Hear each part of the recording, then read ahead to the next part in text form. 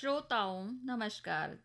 क्षेत्रीय समाचार एकांश में मैं नीता कांडपाल और अभी आप सुनेंगे आज़ादी का अमृत महोत्सव पर आधारित ये विशेष कार्यक्रम। लेकिन पहले ये संदेश। आप सभी से अपील है कि कोविड से सुरक्षित रहने के लिए कृपया इन 4 सरल उपायों का पालन अवश्य करें। पूर्ण टीकाकरण कराएं, मास्क पहनें, 2 गज की सुरक्षित दूरी बनाए रखें, हाथ और चेहरा साफ रखें। आज़ादी का अमृत महोत्सव के अंतर्गत आज़ादी के आंदोलन में हमारे स्वतंत्रता सेनानियों के बलिदान और योगदान की प्रेरक कहानियों से नई पीढ़ी को रूबरू कराने के लिए आकाशवाणी ये श्रृंखला प्रस्तुत कर रहा है। स्वतंत्रता सेनानियों के जीवन, उनके योगदान पर ये प्रस्तुति दी जा रही है। आइए सुनते हैं इस कार्यक्रम की आज की श्रृंखला की ये कड़ी। आजादी का अमृत महोत्सव।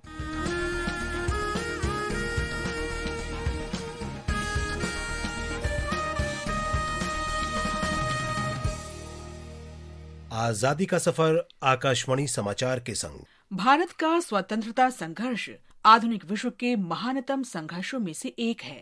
आकाशवाणी से हम आपके लिए रोजाना ला रहे हैं इस संघर्ष की झलक।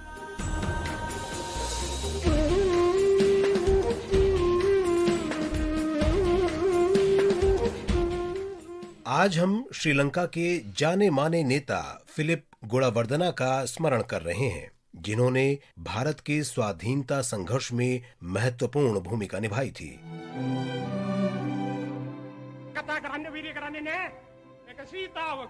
මේක රාජසිංහ භූමිය. මෙතන ඉඳලා තමයි මෙවට ඉඳලා තමයි පළවෙනි රාජසිංහ රජුරෝ මේ රටෙන් පරං ගියේ. भारत के लिए फिलिप गुणावर्दना का प्रेम और औपनिवेशिक शासन से स्वतंत्रता के उनके प्रयास 1920 के दशक के आरंभ में अमेरिका में शुरू हुए थे। वे यूनिवर्सिटी ऑफ विस्कॉन्सिन में जयप्रकाश नारायण के सहपाठी थे, जहां वे औपनिवेशिक शासन से आजादी की वकालत किया करते थे। 1928 में फिलिप गुणावर्दना इंग्लैंड चले गए और वीके कृष्णा मेनन के साथ इंडियन लीग की गतिविधियों में शामिल हो गए। द्वितीय विश्व युद्ध शुरू होने पर लंका समाज पार्टी LSSP ने ब्रिटिश युद्ध प्रयासों का खुलकर विरोध किया और उसके सदस्यों को भूमिगत होना पड़ा। फिलिप गुणावर्दना को गिरफ्तार कर लिया गया और ब्रिटिश युद्ध प्रयासों का खुला विरोध करने के कारण उन्हें जेल भेज दिया गया। 5 अप्रैल 1942 को कोलंबो पर जापानी हवाई हमले के दौरान गुणावर्दना सहित कई नेता जेल से निकलने में सफल रहे। गुरुसामी के छद्म नाम से फिलिप अपनी पत्नी कुसुम के साथ भारत आ गए। भारत में गुणावर्दना दंपति उन भूमिगत कार्यकर्ताओं में शामिल हो गए जो भारत की स्वतंत्रता के लिए लड़ रहे थे।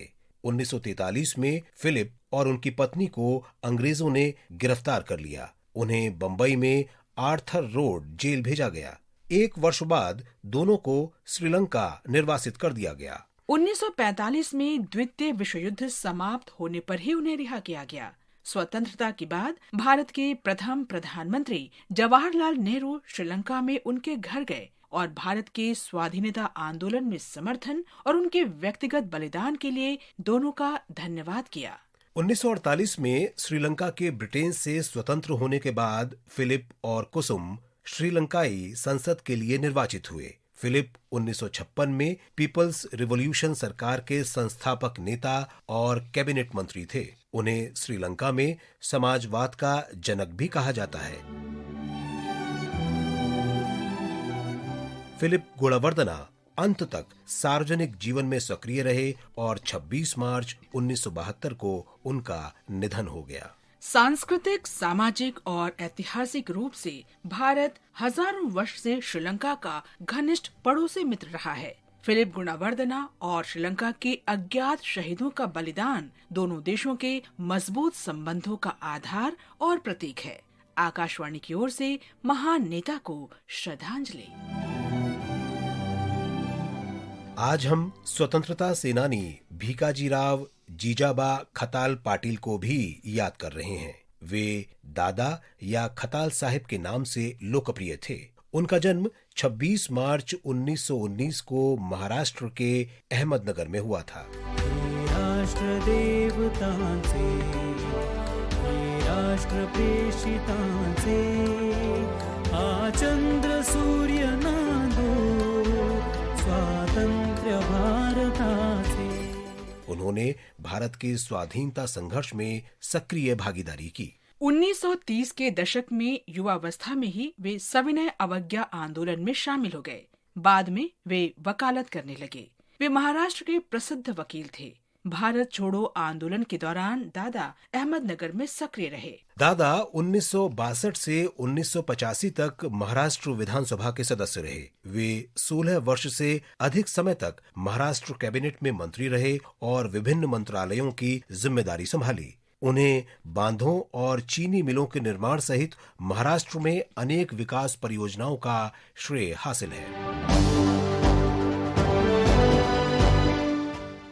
पाटिल साहिब ने अपने समूचे राजनीतिक जीवन के दौरान सार्वजनिक जीवन में शुचिता का पालन किया। वे इतने सिद्धांतवादी थे कि मंत्री रहते हुए अपने परिवार के सदस्यों को अपने सरकारी वाहन का कभी इस्तेमाल नहीं करने दिया। 1985 में उन्होंने सक्रिय राजनीति से संन्यास ले लिया। पाटिल ने शेष जीवन ध्यान साधना सहित अपनी रुचि के कार्यों में बिताया। बीजे खताल पाटिल ने मराठी में कई पुस्तकें भी लिखीं। 16 सितंबर 2019 को उनका निधन हो गया। महान राष्ट्रवादी को हमारा नमन। इसके साथ ही आज की कड़ी यहीं संपन्न होती है। आजादी का सफर आकाशवाणी समाचार के संग कल फिर मिलेंगे नई कड़ी के साथ।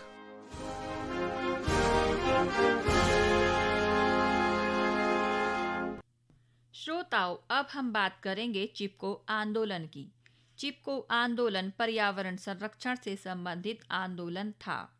आधुनिक समय में चिपको आंदोलन की शुरुआत 26 मार्च 1974 में हुई थी, जब तत्कालीन उत्तर प्रदेश और अब उत्तराखंड के रैणी गांव के जंगल में लगभग 2500 पेड़ों की कटाई की नीलामी हुई थी। तब गौरा देवी और अन्य महिलाओं ने नीलामी के खिलाफ आंदोलन कर दिया। इस आंदोलन का नेतृत्व पर्यावरणविद सुंदरलाल बहुगुणा, गोविंद सिंह रावत, चंडी प्रसाद भट्ट तथा गौरा देवी ने किया। बाद के वर्षों में यह आंदोलन उत्तर प्रदेश के अलावा बिहार, राजस्थान, हिमाचल प्रदेश, कर्नाटक आदि राज्यों में फैल गया। इस आंदोलन में गौरा देवी के नेतृत्व में 20 महिलाएं पेड़ से लिपटकर खड़ी हो गई थी। अंत में गौरा देवी का यह आंदोलन सफल रहा और अधिकारियों ने रैणी गांव का जंगल नहीं काटने का फैसला किया। यहीं से आधुनिक चिपको आंदोलन का प्रारंभ हुआ। चिपको आंदोलन के दौरान महिलाओं ने तर्क दिया कि एक महिला ही ईंधन, पानी और भोजन की व्यवस्था करती है। महिलाओं का जंगल से अटूट संबंध रहा है और वह यह भी बताते थे कि किस तरह मानव जीवन पेड़ पौधों पर निर्भर है। पर्यावरण के बिना मानव जीवन की कल्पना नहीं की जा सकती। यही कारण था कि जब 1974 में चिपको आंदोलन की शुरुआत गौरा देवी ने की, तब महिलाओं ने उनका साथ दिया और वह पेड़ों से चिपक गए। इस तरह पेड़ों की अंधाधुंध कटाई और लगातार कम होते वन संपदा को बचाने के लिए महिलाओं ने महत्वपूर्ण भूमिका निभाई। इस आंदोलन के प्रभाव के कारण तत्कालीन प्रधानमंत्री इंदिरा गांधी ने हिमालय क्षेत्र के वनों में वृक्षों की कटाई पर 15 वर्षों के लिए रोक लगा दी। वहीं आंदोलन का नेतृत्व करने वाले सुंदरलाल बहुगुणा चिपको आंदोलन के बाद दुनिया भर में वृक्ष मित्र के नाम से प्रसिद्ध हुए। आंदोलन के बाद उन्हें अमेरिका की फ्रेंड ऑफ नेचर संस्था ने 1980 में सम्मानित किया। इसके अलावा भी पर्यावरण रक्षा के लिए उन्हें कई पुरस्कारों से सम्मानित किया गया। तो श्रोताओं, आज के कार्यक्रम में बस इतना ही। अब मुझे दीजिए इजाजत। ये कार्यक्रम अब यहीं समाप्त हुआ। नमस्कार।